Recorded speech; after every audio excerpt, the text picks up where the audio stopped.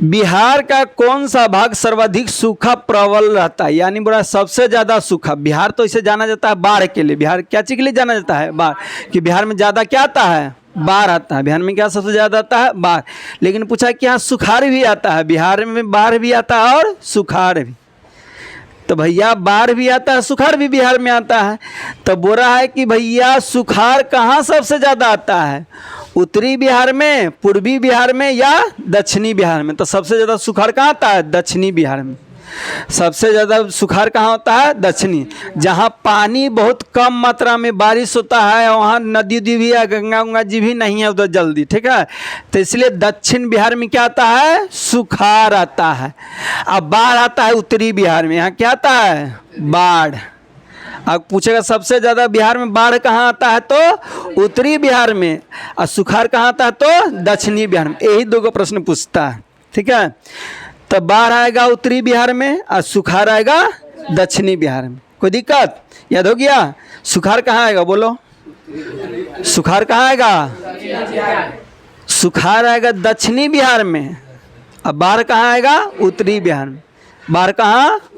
उत्तरी बिहार। सुखाड़ कहाँ? दक्षिणी बिहार। भुलाइएगा नहीं ना। बाढ़ कहाँ? बाढ़ कहाँ? उत्तरी बिहार। अभी ये बुला रहा है बउआ, अभी ये कन्फ्यूज मौसा मौसी में हो रहा है, तो बाद में क्या होगा? मौसा को मौसी कह दे रहा है, मौसी को मामू कह दे रहा है। तो बाढ़ सबसे ज़्यादा कहाँ? बोलो ना। बाढ़ सबसे ज़्यादा उत्तरी बिहार में और सुखाड़ सबसे ज़्यादा दक्षिणी बिहार। चलो बहुत अच्छा। 1871 में कौन सी संधि हुई? बोल रहा है जी 1871 में कौन सा संधि हो? संधि का मतलब हुआ कि दो गो लोग आपस में लड़ रहा है, तो बात विचार करके उसको लड़ाई को ख़त्म कर दिए तो ही क्या है? संधि है। उसी को क्या कहते हैं? संधि कहते। तो बोला कि 1871 का संधि कौन सा है? 1871 में कौन सा संधि हुआ? फ्रेफर्ट की संधि, पेरिस की संधि, वियना कांग्रेस, या इनमें से कोई नहीं। तो कौन सा संधि हुआ? फ्रेफर्ट की संधि। 1871 में कौन सा संधि हुआ? फ्रेफर्ट की संधि। भुलाइएगा नहीं ना। 1871 में कौन सा संधि हुआ? फ्रेफर्ट। फ्रेफर्ट क्या है? फ्रेफर्ट की संधि, ठीक है। चलो आगे बढ़ें। 1830 की क्रांति के बाद फ्रांस में किस प्रकार का शासन स्थापित हुआ? बोला कि 1830 में फ्रांस में क्रांति हुआ। क्या हुआ? क्रांति, यानी युद्ध हुआ। मान लीजिए क्या हुआ? युद्ध हुआ। तो युद्ध होने के बाद कौन शासन आ गया? कहाँ पे? फ्रांस में। बोला कि 1830 में फ्रांस में युद्ध हुआ, तो युद्ध में जीत गया फ्रांस, तो मान लो कि फ्रांस में कौन अब शासन करेगा? ये पूछ रहा है। संघीय शासन व्यवस्था लागू होगा, संवैधानिक राजतंत्र लागू होगा, राज्य गणतंत्र राज लागू होगा, या अधिनायकवाद लागू होगा? तो क्या नाम लागू होगा? संवैधानिक राजतंत्र। यानी कि भाई 1830 का जो फ्रांस में क्रांति हुआ उसके बाद क्या लागू हो गया? संवैधानिक राजतंत्र। यानी अब राज्य कैसे चले गए? संविधान के हिसाब से। हमारा भी जैसे देश है किस आधार पर चलता है? संविधान के आधार पर चलता है।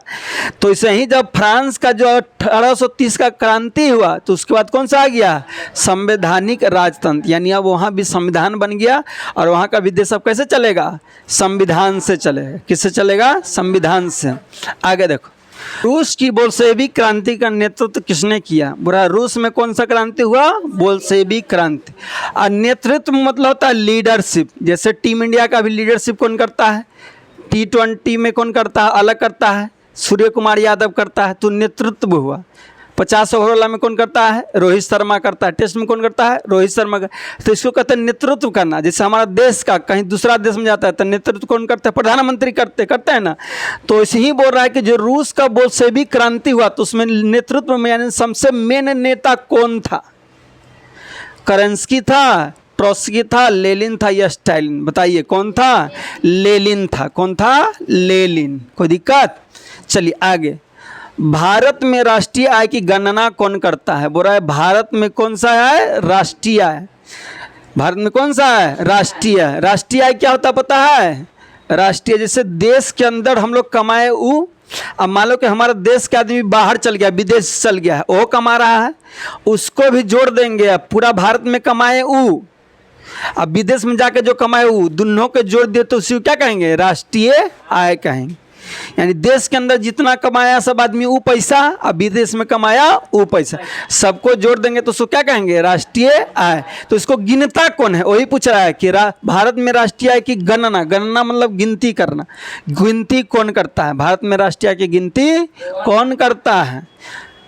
केंद्रीय सांख्यिकी संगठन, रिजर्व बैंक ऑफ इंडिया, वित्त विभाग या राष्ट्रीय विकास परिषद? तो बताइए कि भारत में राष्ट्रीय आय को गिनती कौन करता है? तो कौन करता है? केंद्रीय सांख्यिकी संगठन। पूछता है, याद रखिए, एकदम बीवीआई प्रश्न कभी दे देगा कि केंद्रीय सांख्यिकी संगठन क्या करता है, तो क्या करते हैं? राष्ट्रीय आय की गणना यानी राष्ट्रीय आय को गिनता है। तो आपसे पूछेगा कि भारत में राष्ट्रीय आय को कौन गिनता है, तो केंद्रीय सांख्यिकी संगठन। याद रखिएगा, राष्ट्रीय आय को कौन गिनता है? केंद्रीय सांख्यिकी संगठन। समझ में आ रहा है कि नहीं? तो सब सूत्र है, तब प्लस के सूत्र जाओगे तो कहाँ से समझ में आएगा बकरल जैसा। तो भारत में राष्ट्रीय आय को कौन गिनता है? केंद्रीय सांख्यिकी संगठन। उसी को शॉर्ट में कहते हैं CSO, CSO। तो ये क्या करता है? राष्ट्रीय आय की गिनती करता है। निम्न में कौन पिछड़ा राज्य है? पिछड़ा राज्य मतलब सबसे पीछे वाला। तो जानबे करते हैं सबसे पिछड़ा राज्य कौन है, बताइए? तो बिहार। गर्व से कहिए हम क्या हैं? बिहारी हैं। ठीक है, आज सब चीज़ में हम पिछड़ा हैं, सब चीज़ में हम क्या है? पिछड़ा हुआ राज्य है। तो सबसे पिछड़ा राज्य कौन है? बिहार। न बुलाइएगा।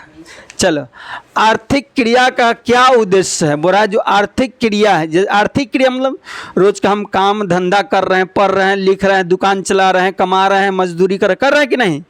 तो ये आर्थिक क्रिया हुआ। ये क्या हुआ? अर्थ, यानी रोज कमा, जैसे हमारे पिताजी रोज कमा रहे हैं तो बाल बच्चा को खिलाने, अच्छा से पढ़ाने लिखाने के लिए, तो आर्थिक क्रिया हुआ। तो ही बोला कि आर्थिक क्रिया का क्या काम होता है? तो हम आर्थिक क्या करते हैं? पैसा वैसा क्यों कमाते हैं? कि रोज अच्छा से खाए कमाए रहे, एक ना कमाते हैं जी। तो ये हो गया आर्थिक क्रिया, यानी रोज कमा रहे हैं, खा रहे हैं, पी रहे हैं, पढ़ रहे, लिख रहे, ये सब क्या है? आर्थिक क्रिया। तो जो आर्थिक क्रिया है, तो ये बोला कि आर्थिक क्रिया का क्या उद्देश्य, क्या चाहता है? हम कमाते क्यों लिए हैं? मनोरंजन के लिए, समाज सेवा के लिए या परोपकार के लिए, जीविका उपार्जन के लिए। तो कैसे कमाते हैं? जीविका उपार्जन के लिए, यानी जीवन को अच्छे तरीके से जीने के लिए, यही सब न करने के लिए जी कमाते तमाते हैं। चलो आगे कि मौज मस्ती, इस मनोरंजन होगा। मनोरंजन विदेशिया नाच नचाने से थोड़ी ना होगा, पैसा कमाइएगा। तो पैसा क्यों कमाता है? कि अच्छा सा सब परिवार रहें, पढ़े लिखे, बाल बच्चा आगे बढ़े, विकास करे, घर द्वार बने, इसके लिए ना आर्थिक विकास करते हैं। चलिए, भारत की राष्ट्रीय आय का सर्वप्रथम अनुमान किसने लगाया? अभी थोड़ा देर पहले क्या पढ़े कि राष्ट्रीय आय को गिनती कौन करता है? तो राष्ट्रीय आय को गिनती कौन करता है? केंद्रीय सांख्यिकी संगठन, है ना याद? राष्ट्रीय आय की गिनती कौन करता है? केंद्रीय सांख्यिकी संगठन। अब यहाँ पूछा है कि पहली बार कौन आदमी करवाया था? यानी गिनती है तो किया तो केंद्रीय सांख्यिकी संगठन किया, लेकिन सबसे पहले करवाया गिनती कौन, यानी गिना कौन? तो ही पूछा भारत की राष्ट्रीय आय का सर्वप्रथम अनुमान किसने लगाया? कौन पहली बार गिना था? क्या चीज को? राष्ट्रीय आय को। महात्मा गांधी, जवाहरलाल नेहरू, सरदार पटेल या दादा भाई नौरोजी? तो कौन किया? दादा भाई नौरोजी। याद रखिएगा, आपसे पूछेगा कि पहली बार राष्ट्रीय आय की गणना कौन करवाया? तो दादा भाई नौरोजी। ना याद रहेगा तो नरौली याद रहेगा ना, नरौली तो याद रहेगा ना। तो याद करिएगा कि सर्वप्रथम राष्ट्रीय आय यानी देश का आय को गिनती कौन करवाया था? दादा भाई नौरोजी। ठीक है, कोई दिक्कत?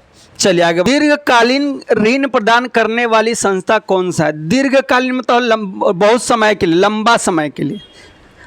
और ऋण मतलब होता है कर्जा, यानी आपको बहुत दिन ला कर्जा कौन दे सकता है? यानी ज़्यादा दिन के लिए कर्जा आपको कौन दे सकता है? तो वही पूछा कि दीर्घकालीन ऋण प्रदान करने वाली संस्था कौन है? कृषक महाजन, भूमि विकास बैंक, प्राथमिक कृषि साख समिति या इनमें से सभी? तो कौन देगा? भूमि विकास बैंक। भूमि विकास बैंक आपको कर्जा लंबा दिन के, बहुत दिन के लिए दे सकता है कि आप लीजिए और काम धंधा करिए। ये बउआ सोने आया है, क्या हुआ? तो ध्यान दो इधर, ठीक है। तो आपको लंबा समय के लिए कर्जा कौन देता है? भूमि विकास बैंक। यानी दीर्घकालीन मतलब, दीर्घ मतलब होता है बहुत लंबा, दीर्घकाल मतलब लंबा समय, ऋण मतलब होता है कर्जा, यानी आपको बहुत दिन ला कर्जा कौन दे सकता है? तो भूमि विकास बैंक। उपभोक्ता अधिकार दिवस कब मनाया जाता है? उपभोक्ता अधिकार दिवस। हम लोग सब उपभोक्ता हैं, जो कुछ ना कुछ सामान खरीद के उपयोग कर रहा है उसको क्या कहते हैं? उपभोक्ता कहते हैं। हम लोग भी कपड़ा है खरीद के पहने, खाना चावल दाल सब खरीद के खाते हैं। तो कोई भी व्यक्ति कोई सामान के खरीद के उपयोग करे तो क्या कहलाता है? उपभोक्ता। तो उपभोक्ता अधिकार दिवस मनाया गया। कौन सा दिवस मनाया गया? उपभोक्ता अधिकार। तो कब मनाया गया? 17 मार्च, 15 मार्च, 19 मार्च या 22 अप्रैल? तो कब मनाया गया? 15 मार्च। एकदम याद रखिएगा, उपभोक्ता दिवस कब मनाया जाता है? 15 मार्च। उपभोक्ता दिवस 15 मार्च। अभी तो पड़ गया 1 मई को क्या है? 1 मई को मजदूर दिवस। 1 मई को क्या? मजदूर दिवस। 8 मार्च को महिला दिवस, ठीक है। और 15 मार्च को उपभोक्ता अधिकार दिवस, ठीक है।